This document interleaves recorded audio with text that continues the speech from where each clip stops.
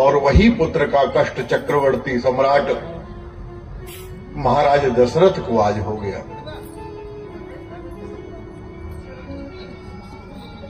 और इस दुख से दुखित होकर के आने के बाद राज्य में बैठ करके विचार करने लगे।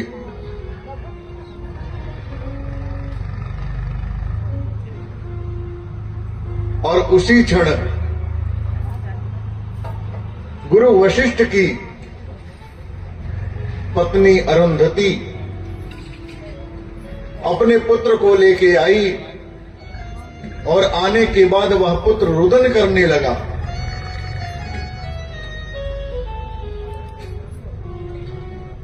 महाराज देखने के बाद जब वह रुदन कर रहा था, और ऐसा कहते हैं संयोग जान बूझकर माता अरुंधति ने स्वयं बनाया था। कारण महाराज गुरु वशिष्ठ जी से मां अरुंधति बोलती हैं कि हे प्रभु, हमारे सम्राट इतने पराक्रमी हैं, सर्वगुण संपन्न हैं, इनको पुत्र नहीं है और इनके मन में कभी विचार भी नहीं होता कि इनको पुत्र की आवश्यकता है, और पुत्र के लिए कभी ये कामना भी नहीं करते हैं।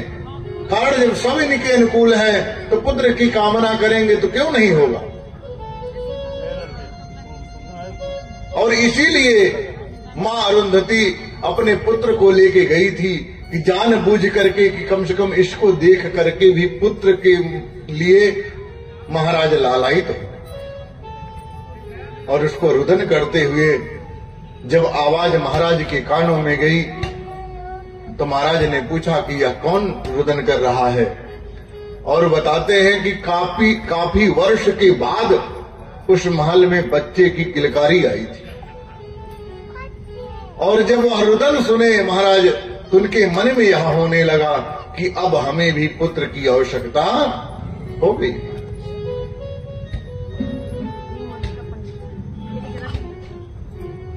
और सबसे बड़ा सामर्थ्यवान यह देखिए कि जो माताएं हैं उन्होंने भी कभी इस बात का जिक्र नहीं किया कि हमारे पुत्र नहीं है। लेकिन आज जब ग्लानि होने लगी, कष्ट होने लगा, तो मन में विचार होने लगा कि अब हमें कुछ ऐसा करना पड़ेगा जिससे हमें पुत्र की प्राप्ति हो।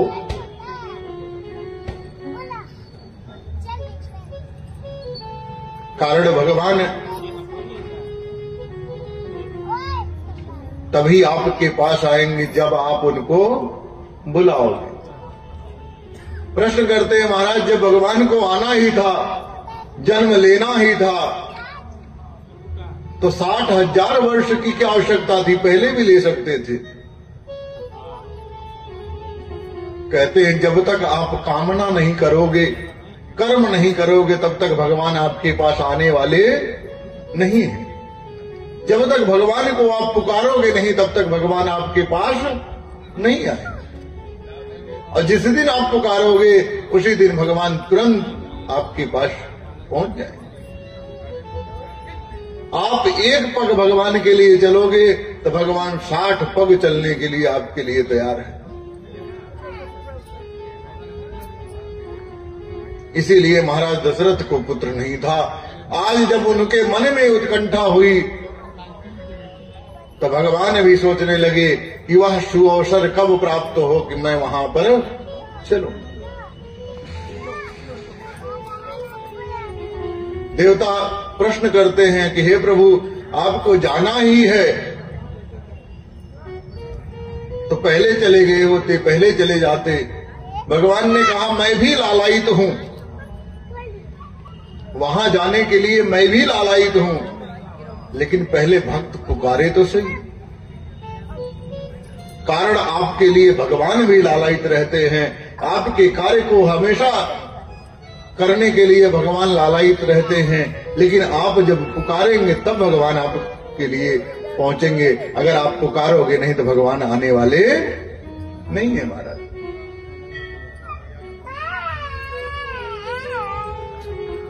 कहते हैं ना नील सरोरुह नील मणि नील नीर घन श्याम लाजिह तन शोभा निरखी कोटि कोटि शत काम। भगवान हरदम आने के लिए लालायित होते हैं। श्रीमद् भागवत महापुराण में जब मां रुक्मिणी ने ब्राह्मण के द्वारा पत्र भेजा भगवान के पास, तो भगवान के पास जब वह पत्र मिला तो भगवान वो ब्राह्मण का हाथ पकड़ के कह रहे हैं कि हे ब्राह्मण देवता, हम भी रात में तारे गिनते हैं। किसके लिए? रुक्मिणी जी के लिए। तो ब्राह्मण देवता ने प्रश्न किया कि हे प्रभु, जब आप तारे गिनते हैं तो आपने यह कार्य पहले क्यों नहीं कर लिया? तो भगवान कहते हैं कि जब तक हमें कोई पुकारता नहीं है और जब तक मुझे कोई बुलाता नहीं है तब तक मैं जाने वाला नहीं हूं। और जब आप बुलाना प्रारंभ कर देते हो महाराज, तो भगवान वैसे दौड़े चले आते हैं जैसे आप चाहो वैसे चले आते हैं। और आने के बाद महाराज कहते हैं अवरुद्ध हो जाते हैं, बंध जाते हैं। जैसे आकर के माता रुक्मिणी को लेकर के गए, वैसे आपके पास भी भगवान आकर के अवरुद्ध हो जाते हैं, हर हमेशा के लिए आपके साथी हो जाते हैं।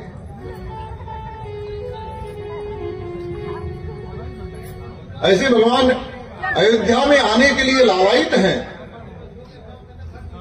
लेकिन लालायित होने के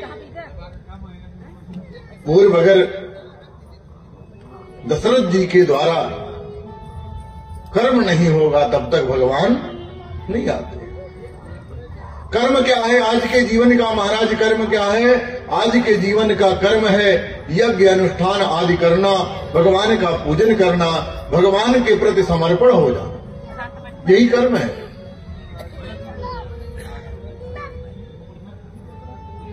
और कोई अन्यथा कर्म नहीं है। भगवान के प्रति आप समर्पण हो जाओ, भगवान के प्रति हमेशा लगन लगा के बैठ जाओ, भगवान का दर्शन हमेशा आपको होगा। लेकिन जब तक भगवान के प्रति लगन आपकी नहीं लगेगी महाराज, तब तक दर्शन होने वाला नहीं।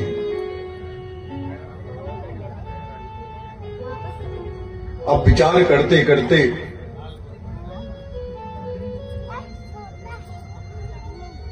गुरु वशिष्ठ को बुलाते हैं और बुलाने के बाद उनको आदर सहित दंडवत करते हैं महाराज। और दंडवत करने के बाद उनसे विचार करने लगते हैं। कहते हैं प्रभु, हे पूज्य गुरुदेव भगवान, और सारी घटना सुनाते हैं। और सुनाने के बाद यही कहते हैं कि हमें अब यज्ञ करना पड़ेगा। और मेरे मन में यज्ञ की उत्कंठा हो रही है, कारण जब तक यज्ञ नहीं करेंगे तब तक ठाकुर जी भगवान हमारे ऊपर कृपा नहीं करेंगे। और जब कृपा नहीं होगी तब तक कोई कार्य होने वाला नहीं है।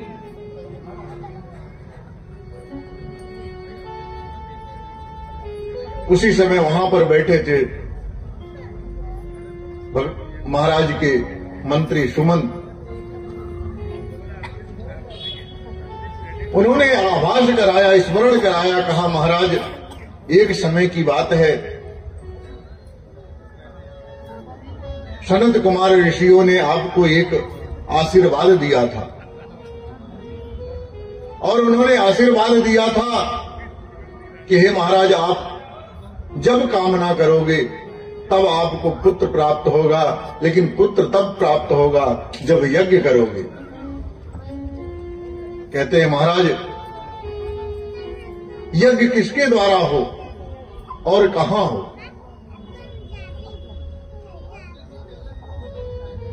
अंग देश के राजा है महाराज रोमपाद, और उनके दामाद है महाराज श्रृंगी ऋषि।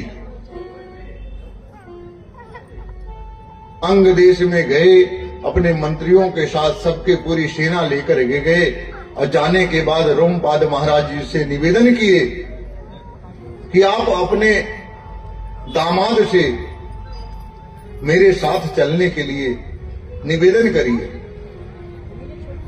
तब वहां पर श्रृंगी ऋषि आए। आने के बाद महाराज दशरथ दंडवत करके प्रणाम करके उनसे निवेदन किया कि हे प्रभु, आप हमारे साथ चलें और चल करके हम यज्ञ करना चाहते हैं, उस यज्ञ में आप भाग लें और आपकी कृपा के बिना वह यज्ञ सफल नहीं हो। जैसे यहां भी हनुमान जी का सुंदर यज्ञ चल रहा है और पूज्य गुरुदेव भगवान यज्ञ के अधिष्ठाता है। यज्ञ की संरचना पूज्य गुरुदेव भगवान के द्वारा निर्मित है। आपके ही द्वारा इस यज्ञ का कहते हैं ना, जब तक भोजन बनाना है तो पूर्व में उसकी योजना बनानी पड़ेगी। नहीं तो अगर योजना नहीं बनाओगे, अगर चूल्हा आग जलाकर बैठ जाओगे तो भोजन थोड़ी पक जाएगा।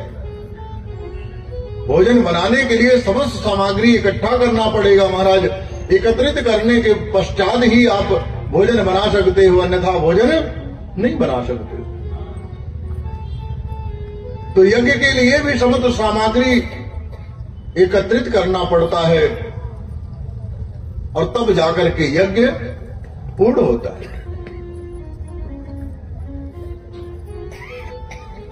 महाराज, अगर यज्ञ कहीं भी हो रहा हो,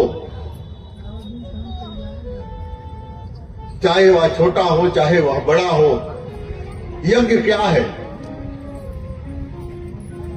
यज्ञ साक्षात नारायण है। इसीलिए बोलते हैं, प्रेम से बोलिए यज्ञ नारायण भगवान की। यज्ञ जो है यह साक्षात नारायण है।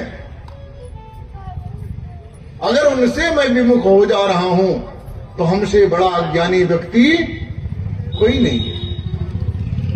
अपने सामर्थ्य के अनुसार महाराज उसमें बढ़ चढ़ के हिस्सा लेना चाहिए। और जब हम बढ़ चढ़ के हिस्सा लेंगे तो भगवान हम पे क्या होंगे? प्रसन्न होंगे। कैसे प्रसन्न होंगे आपको हम जरा दृष्टांत के रूप में बताते हैं। धन क्या है? लक्ष्मी जी। यह जो हमारे द्वारा कमाया हुआ जो धन है ये साक्षात लक्ष्मी। हमने धन कमाना प्रारंभ किया, धीरे धीरे हमारे पास धन बढ़ना प्रारंभ हुआ। और महाराज जब धन बढ़ना प्रारंभ हुआ तो लक्ष्मी जी धीरे धीरे हमारे यहां बढ़ना प्रारंभ कर दी। और बढ़ते बढ़ते महाराज जब बढ़ गई तो वह विवाह योग्य भी हो जाएंगे। धन रूपी लक्ष्मी जब हमारे यहां बढ़ जाती हैं तो हमें क्या करना चाहिए? उनका विवाह कर देना चाहिए। कहे महाराज ये धन लेकर के, पैसा लेकर के कहां विवाह करने जाएंगे? किसके साथ करेंगे?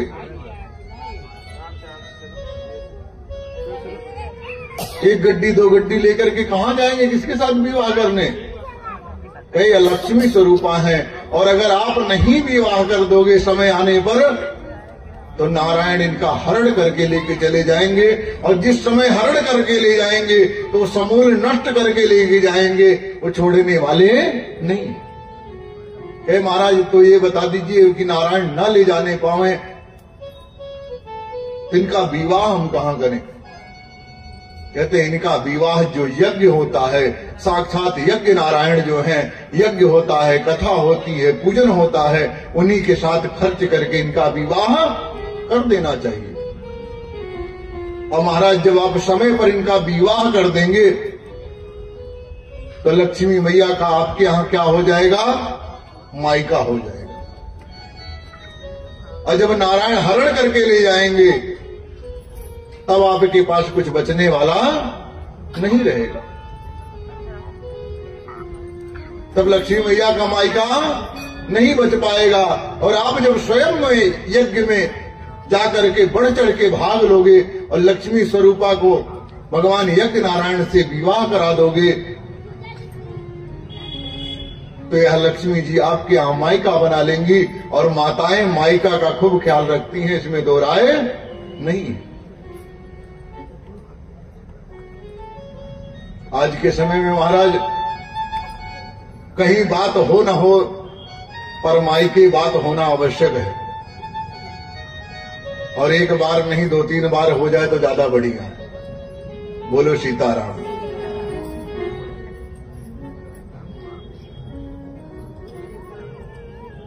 इसलिए लक्ष्मी जी का विवाह यज्ञ नारायण से कर देना चाहिए, और जहां पर यज्ञ होती रहे, भगवान का नाम होता रहे, वहां पर प्रयास यह करना चाहिए कि जितना बढ़ चढ़ के हमारा हिस्सा हो सके उतना बढ़ चढ़ के हम आगे बढ़ करके काम करें। ये लोगों को दिखाने की बात नहीं है। आप यह मत सोचो कि हमें कोई देखेगा कि हम क्या कर रहे हैं क्या नहीं कर रहे हैं, लोग जानेंगे कि हम खर्च कर रहे हैं। यह लोगों के चक्कर में आप अपने आप को यह मत समझो कि लोगों को दिखाने के लिए हम कुछ करें। कारण लोग जाने या ना जाने, वह परम पिता जो कैमरा लगा के बैठा है उसकी कैमरे से कोई बचने वाला नहीं है, क्योंकि उसकी नजर हर व्यक्ति के ऊपर है, हर जीव के ऊपर है। और यहां आप सत्कर्म करोगे वहां आपके नाम की हाजिरी लगती रहेगी। लेकिन आप अगर सत्कर्म नहीं करोगे और लक्ष्मी जी कहीं ज्यादा बढ़ गई और आपने समय पे उनका विवाह नहीं किया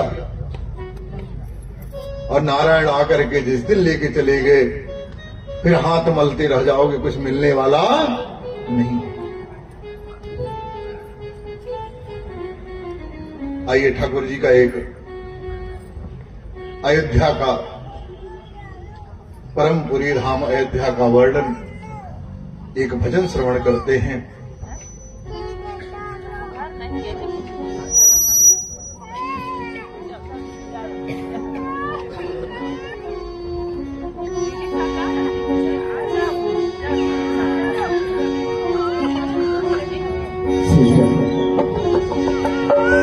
सीताराम जी की प्यारी रजनी लागे, महारानी लागे, मोह मीठो मीठो सरलू जी को भाई लागे। प्यारी रजनी लागे, महारानी लागे, मोह मीठो मीठो सरलू जी को भाई लागे।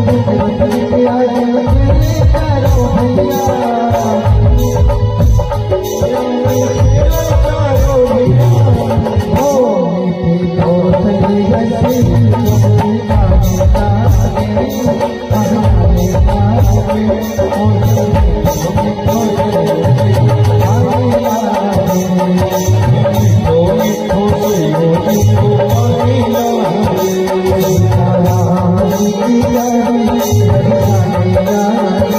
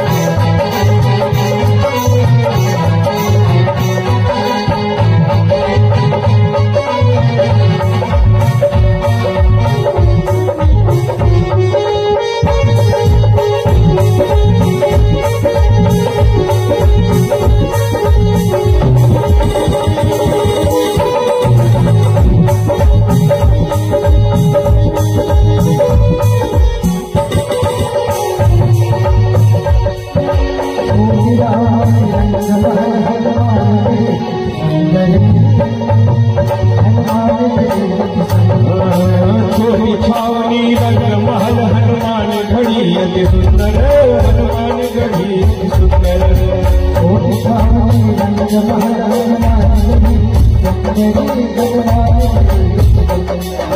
छोटी छावनी रंग महल हनुमान गढ़ी सुंदर हनुमान गढ़ी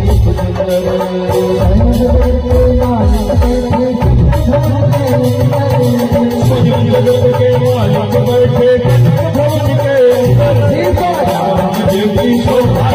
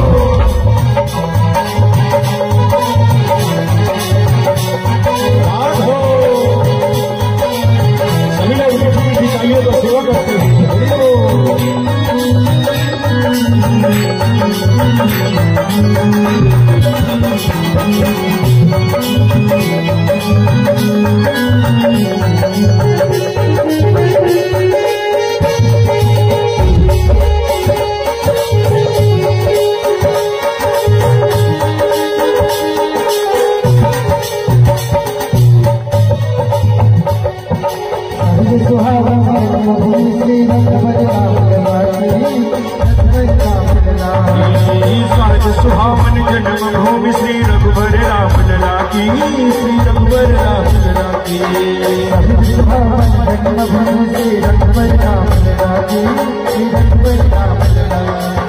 सहज सुहावन जन्मभूमि श्री रघुवर राम लला की श्री रघुवर राम लला की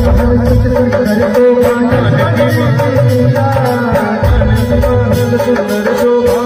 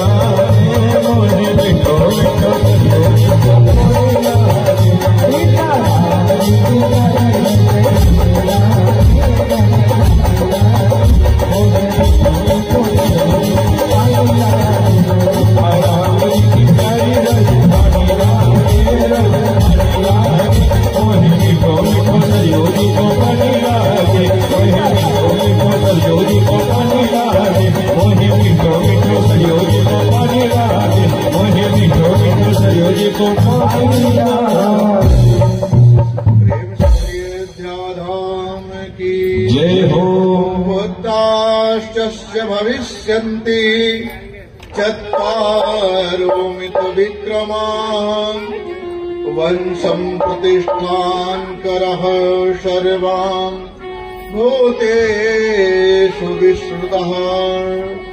कहते महाराज जा करके ससम्मान लिवा करके आए और उनके साथ श्रृंगी महर्षि की धर्मपत्नी शांता जी भी आई। महाराज जब वहां से लेकर के आए, स्थान का चुनाव होने लगा कि वह स्थान कौन सा देखा जाए जहां पर यज्ञ किया जाए, और वहां स्थान देखा गया। महाराज सरयू जी के उस पार एक स्थान है जिसका नाम है मखौड़ा, जहां पर यज्ञ हुआ था उसका नाम क्या है? मखौड़ा, और इसका अर्थ है मख उर्वरा। वहीं महाराज स्थान का चुनाव हुआ। स्थान के चुनाव के पश्चात सभी ने यह विचार किया कि अब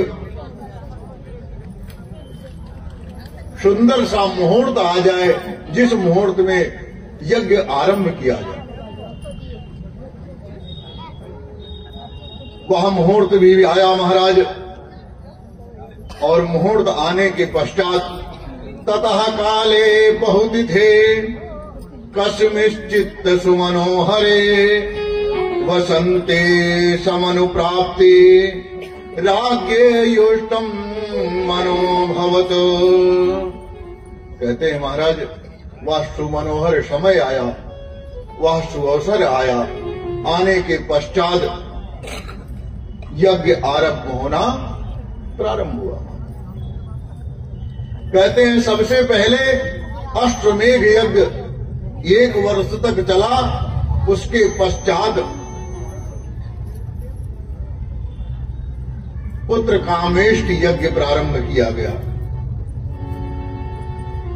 और यज्ञ में सभी देवता आकर के अपना अपना भाग लेना प्रारंभ कर दिए।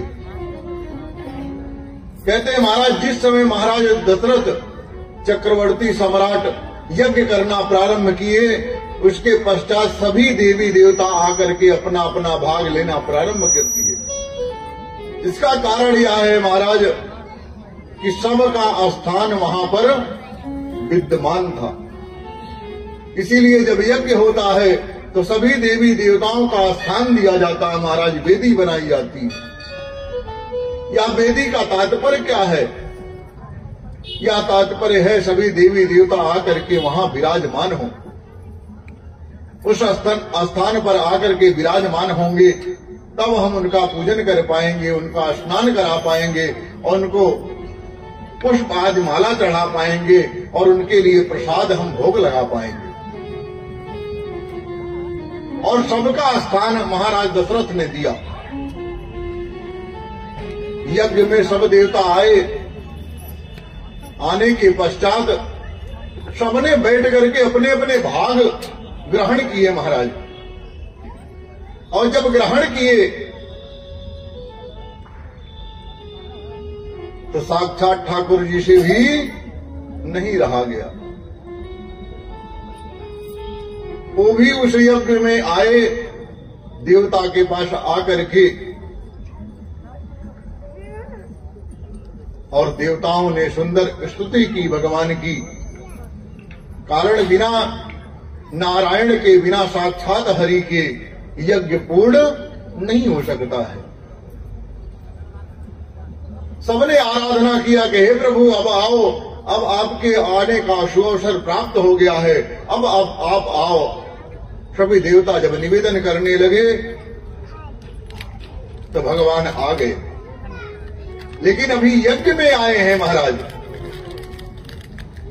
अभी दशरथ जी के यहां नहीं आए हैं। और जब यज्ञ में आए तो सभी देवता हाथ जोड़ करके स्तुति किए, हे प्रभु हम धन्य हैं कि आपका दर्शन हमें प्राप्त हुआ है।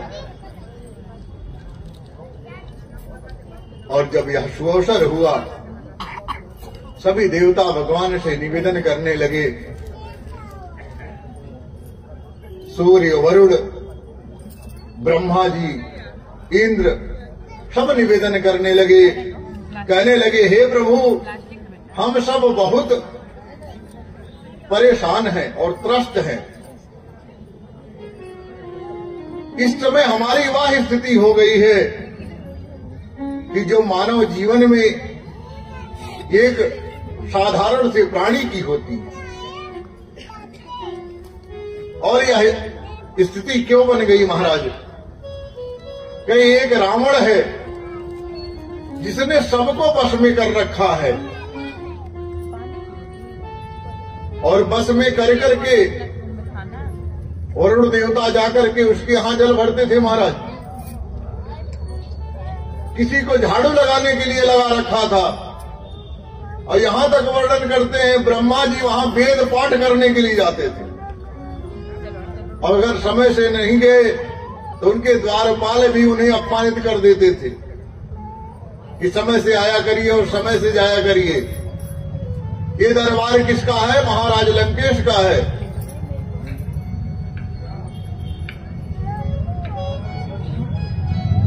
और यहां पर ये भी वर्णन करते हैं महाराज कि सभी देवता हाथ जोड़ करके भगवान से प्रार्थना करने लगे कि हे प्रभु, इस नरक से हमें निकालो, और आपके सिवा इस नरक से हमें निकालने वाला कोई और नहीं है। कहते हैं इस नरक से निकालने के लिए आप ही हो, क्योंकि आप अवतारी हो। आप जिस रूप में चाहोगे उस रूप में अवतार ले लोगे, और हम लोग त्रस्त हो गए।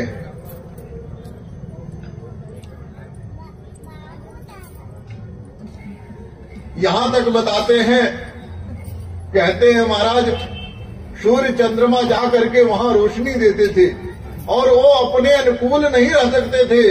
उनके लिए कोई ऐसा स्थान नहीं था कि वो जाकर के कहीं अपने अनुकूल रह जाए। रावण जैसा चाहता था वैसे सबको आदेश देता था, और जो आदेश देता था वही कार्य सबको करना पड़ता था महाराज। सबके द्वारा निवेदन करने पर सब भगवान से प्रार्थना कर रहे हैं कि हे प्रभु, अब अवतार ले लो। और कारण, जब तक आप नर रूप में आकर के अवतार नहीं लोगे तब तक उसका विनाश नहीं हो पाएगा।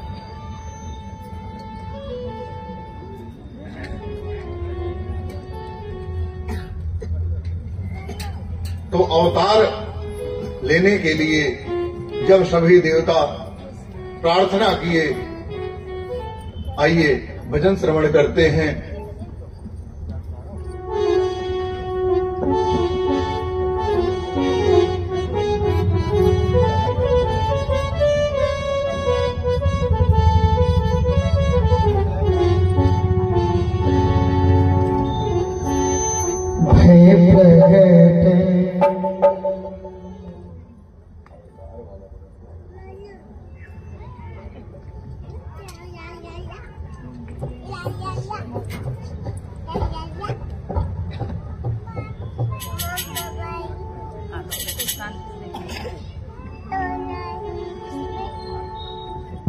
अवतार लो, अवतार लो, अवतार लीजिए। अवतार लो, अवतार लो, अवतार लीजिए। दया निधि है, कृपा निधि, अवतार लीजिए। दया निधि है, कृपा निधि, अवतार अवतार लो, अवतार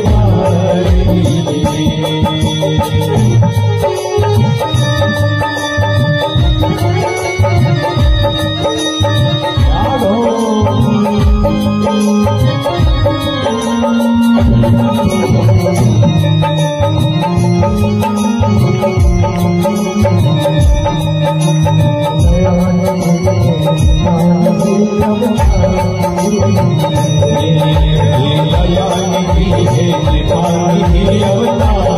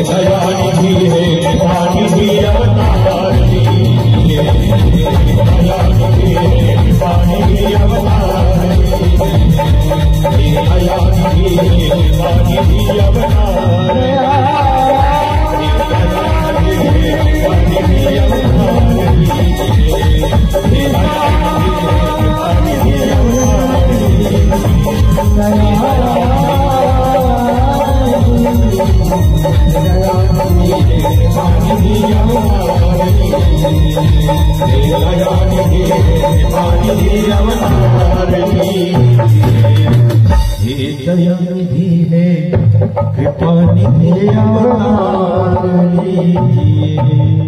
प्रेम से बोलिए सीतारामचंद्र भगवान की। और जब सबने स्तुति की महाराज, स्तुति करने के पश्चात महाराज दशरथ सभी देवी देवताओं का पूजन करके, सभी का स्थान और सभी का भाग दे करके यज्ञ कर रहे हैं। और यज्ञ कैसे कर रहे हैं? अपने अंतःकरण में साक्षात नारायण का वास करा करके और मन को पवित्र करके, अपने अंतःकरण को शुद्ध रख करके यज्ञ कर रहे हैं। या नहीं कि बैठे कहीं और है, विचार कहीं और का कर रहे हैं। अगर ऐसा करते तो उनको भगवान साक्षात नारायण नहीं मिलते। और जब यज्ञ का विराम का समय आया,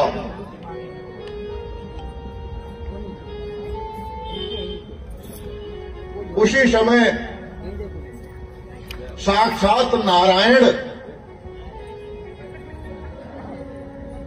हव्य के रूप में अग्निदेव के द्वारा प्रकट हो गए। अग्निदेव कहते हैं, राजन विधि ने मेरे हाथों। हे महाराज, विधि का विधान है। विधि कौन है? साक्षात नारायण। राजन विधि ने मेरे हाथों तुमको यह हव्य पठाए हैं। यह जो हव्य है ये आपके लिए साक्षात नारायण ने हमें अग्रसर किया है और भेजा है। और यह हव्य क्या है? साक्षात यहाँ श्री विष्णुदेव साक्षात यहाँ पर आए। उस हव्य के रूप में महाराज साक्षात नारायण अग्निदेव के द्वारा महाराज दशरथ के पास आ गए। और अग्निदेव ने महाराज दशरथ को वह हव्य प्रदान किया। प्रदान करने के पश्चात आदेश दिया, यह लेकर के हे राजन आप यह लो, और लेने के बाद अपने रानियों में इसको वितरण कर दो। और इसके वितरण करने के पश्चात ही आपको पुत्र रत्न की प्राप्ति होगी। ऐसा सुनने के पश्चात महाराज दशरथ प्रसन्न हो गए और वह समझ गए कि हमारा यज्ञ जो है, हमारे द्वारा जो किया और ठाकुर जी के आदेश से जो यह यज्ञ हो रहा था, यह यज्ञ सफल हो गया।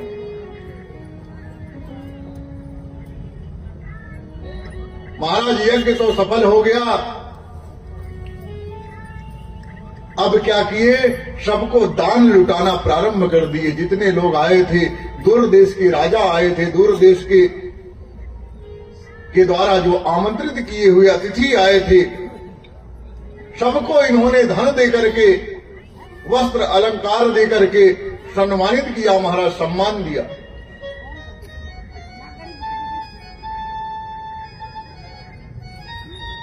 यहां तक कहते हैं कि पूरे राज्य में भी सबको वस्त्र अलंकार आदि देकर के सबको सम्मान दिया।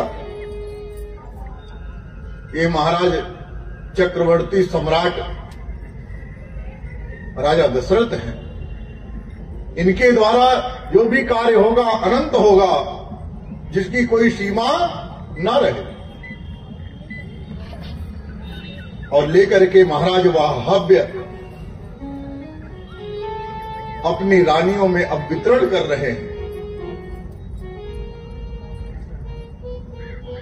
और यह हव्य क्या है महाराज? यह जो हव्य है ये चावल और युक्त सार शर्करा से निर्मित, मिठास से निर्मित बनाई हुई खीर है, जो साक्षात नारायण के रूप में आकर के प्रकट हुई। और आज भी लोग ठाकुर जी को भोग लगाना हो तो मीठी खीर बना करके पवाते हैं।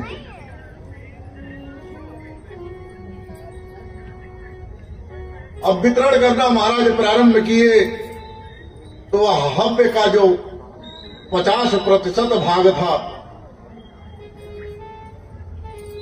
उसको रानी कौशल्या को दे दिया।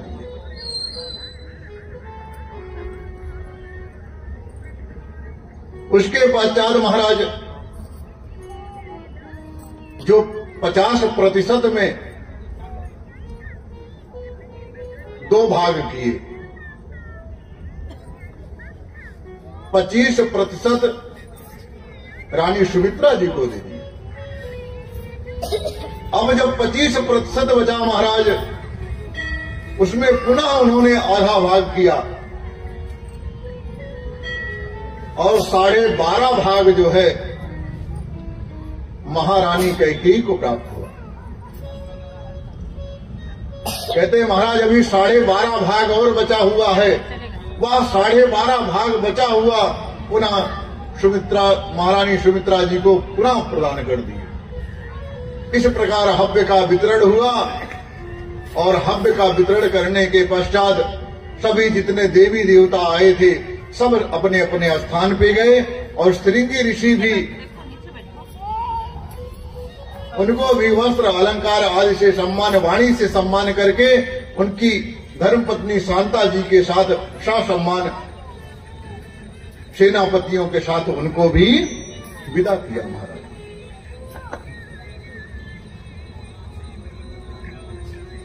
विदा करने के पश्चात जब रानियों ने ग्रहण किया, ग्रहण करने के बाद बताते हैं महाराज उसी क्षण यह महारानियों को आभास हो गया कि ग्रहण करते ही ऐसा लगा कि उनके गर्भ में बालक आ गया। गोस्वामी तुलसीदास जी वर्णन करते हैं, जा दिन ते हरि गर्भ ही आए, सकल लोक सुख संपत्ति छाए। माताओं को समस्त सुख लगता था प्राप्त हो गया है, कारण जा दिन ते हरि,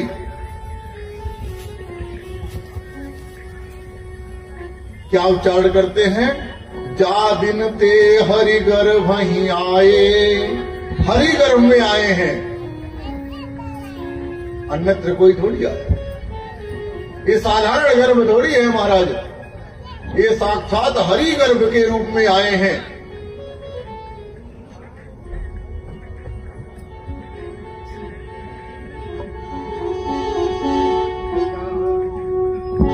जाने ते हरि गए भैया, दीन ते हरि गए भैया,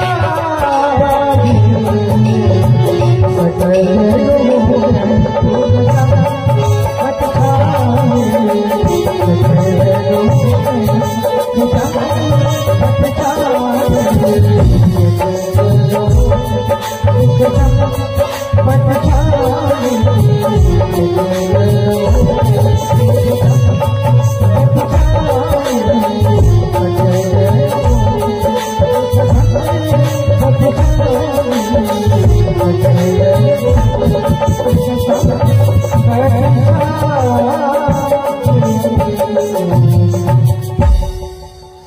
अयोध्यापुरी में यह लहर दौड़ गई और सब प्रसन्न हो गए कि अब महाराज दशरथ के भी पुत्र हो गए। सबके मन हर्षित से लालायित होने लगे, महाराज सब प्रसन्न रहने लगे। कहते हैं ततो यज्ञ समाप्ते तु ऋतूनाम षट समययुः ततश्च द्वादशे मासे चैत्रे नाम के तिथौ। कहे महाराज धीरे धीरे पर्यंत समय बीतता गया और जिस क्षण का सबको इंतजार था वह क्षण भी आ गया। महाराज कौन सा समय आ गया? वह सुंदर समय आ गया जिस समय का इंतजार महाराज दशरथ को और तीनों रानियों को था, वह समय आ गया।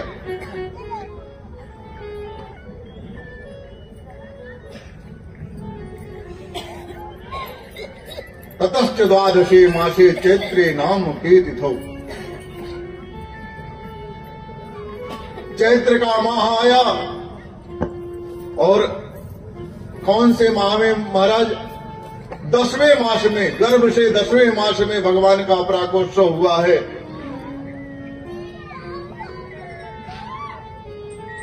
वह 10वां मास आया महाराज।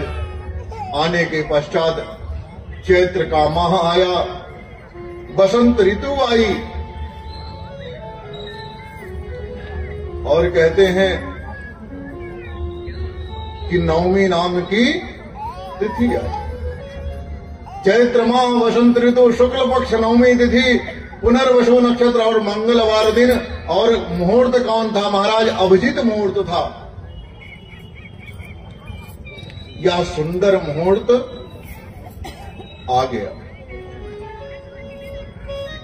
और आने के पश्चात महाराज हम सब अब धूमधाम से ठाकुर जी का प्राकोत्सव मनाएंगे।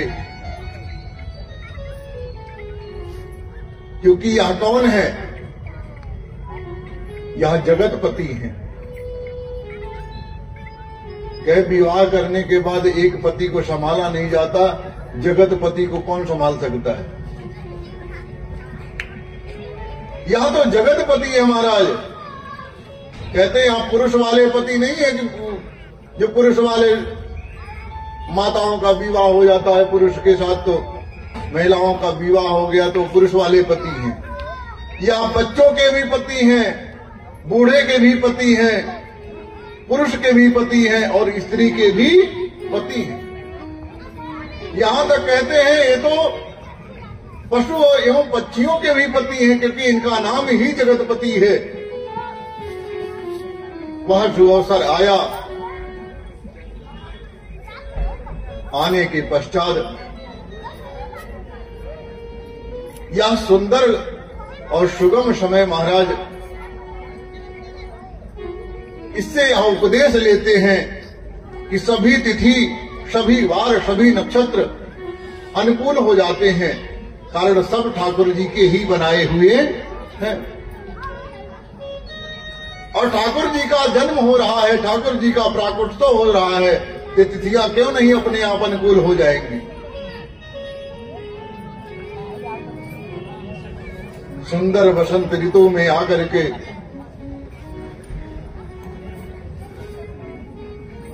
भगवान का जिस समय जन्म हुआ वह समय कौन था? दोपहर का समय था। कहते महाराज एक चीजें समझ में नहीं आई कि जब राम जी का जन्म हुआ तो दोपहर में हुआ। यह समय तो चलो सब जगह रहे थे, सब अनुकूल है, लेकिन जब कृष्ण जी का जन्म हुआ तो मध्य रात्रि में हुआ। कहते हैं कि ठाकुर जी जो हैं इनकी सरलता का परिचय है कि सब जगे रहें, सब बैठे रहें, उसी समय जन्म ले लें। और जो कृष्ण कन्हैया हैं ये टेढ़े हैं, जहां से देखोगे वहीं से टेढ़े दिखेंगे। और इनका जब स्वयं टेढ़े तो काम भी टेढ़ा ही करते हैं। ठाकुर जी ने जितना कार्य किया सब टेढ़ा ही किया, और भगवान राम जी ने जितना कार्य किया सब सीधा सीधा किया।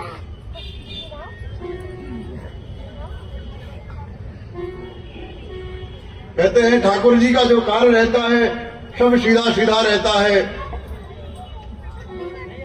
और या कृष्ण कन्हैया का जो कार्य रहता है सब टेढ़ा ही टेढ़ा रहता है। कारण ठाकुर जी राम जी में और कृष्ण जी में अंतर नहीं है, दोनों एक ही है। दोनों के लीलाओं का जो लीलाएं हैं उसमें अंतर है। कारण ये मर्यादा पुरुषोत्तम भगवान श्री रामचंद्र हैं, उनका नाम ही टेढ़ा है। लेने में भी एक बार समस्या आती है। कितने लोग तो कृष्णा कृष्णा कहना प्रारंभ कर देते हैं। महाराज वृंदावन धाम में जाओ तो वहां अंग्रेज लोग आते हैं, हरे कृष्णा कृष्णा कृष्णा हरि हरि करते हैं। कारण उनसे लिया ही नहीं जाता है। नाम भी टेढ़ा और काम भी टेढ़ा। और राम जी का तो नाम भी सीधा और काम भी सीधा।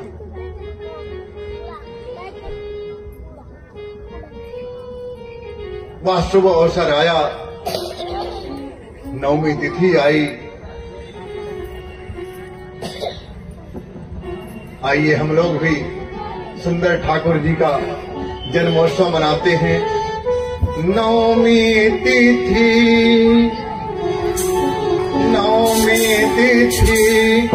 मधुमास पुनीता। नवमी तिथि मधुमास पुनीता।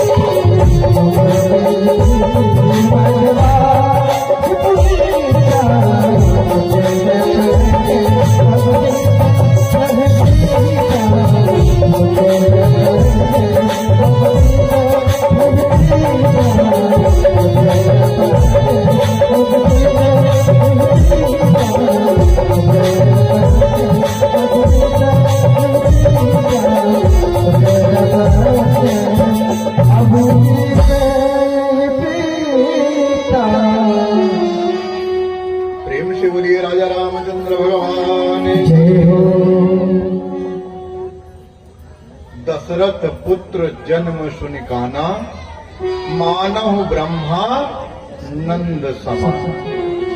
परमानंद पूर्व मन राजा, कहा बुलाई बजावहूं बाजा।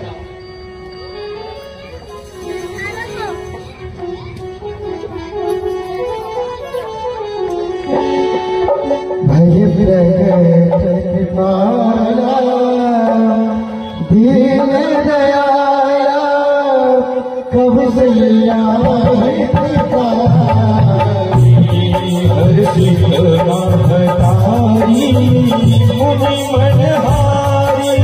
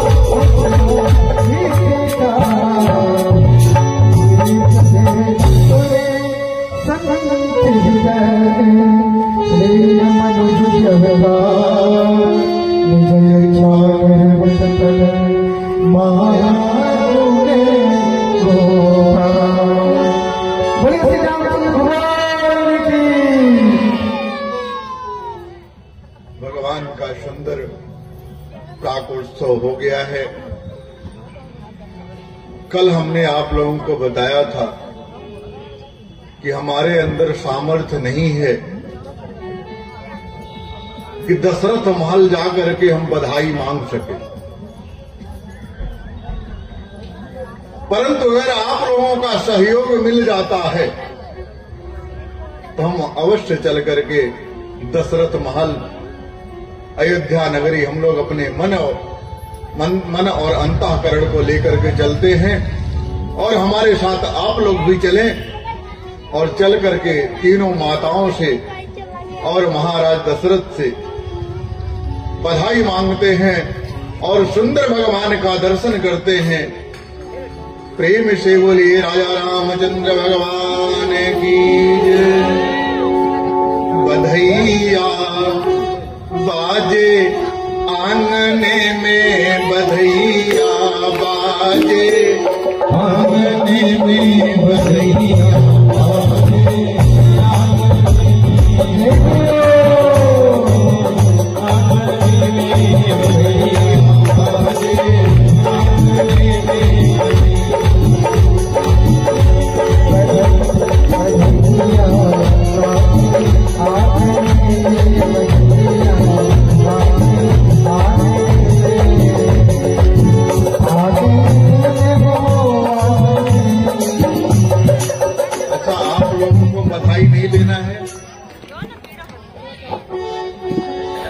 जिसको बधाई लेना है हाथ खड़ा कर दे, और जिसको नहीं लेना है तो वो बैठा है। प्रेम से बोलिए ठाकुर जी महाराज की।